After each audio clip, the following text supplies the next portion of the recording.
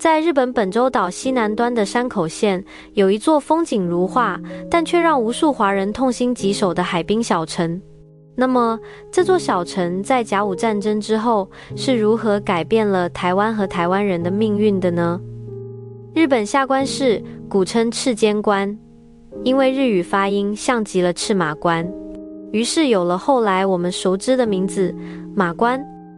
那么，马关究竟是个什么关？1895年4月17日，在樱花烂漫的春季，大清帝国的代表李鸿章在马关的春帆楼落笔，签署了《马关条约》。这一纸改变东亚格局的条约，注定成为一段时间永远冲刷不掉的历史公案。走进2楼的日清讲和馆，无声中仿佛还能听见100年前的谈判声。桌上摆放着当年大清和日本的两国国旗，墙上挂着那张刺眼的文件。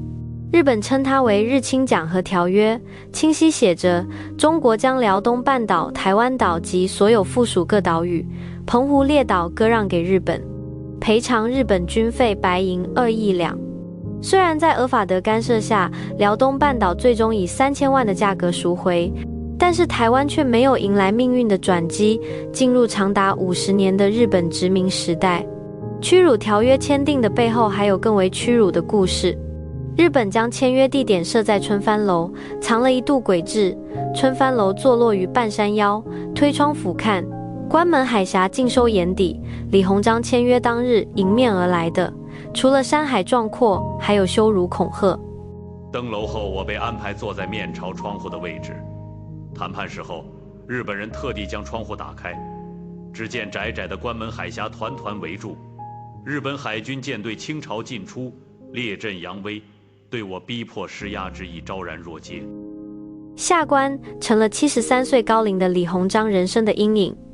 第3次谈判后，在返回下关住所途中，李鸿章遭到日本浪人小山丰太郎枪击，左颊中弹重伤。虽然最终以血换银争取到1亿两赔款的减免，但刺耳的枪声成为这段屈辱历史的不堪的注脚。说起来，下关的兴起与中国颇有渊源。作为扼守日本西南的海上门户，下关自古就是日中交流的桥头堡。唐朝时，满载中国的丝绸、瓷器、茶叶等商品的商船通过下关转运至日本各地，带动了下关的繁荣。日本多次派遣遣唐使前往中国，这些由官员、学者、僧人、工匠组成的使团，也无一不是下关出发。渡海前往中国，学成后带回了中国先进的文化和技术。从下关传播到日本各地，下关算得上是受中国文化影响最深的日本城市之一。春帆楼就颇有大清的建筑风格。令人唏嘘的是，130年前，就是在这样一座中国风浓郁的日本小城，历史兴衰的齿轮进行了一次惊天逆转。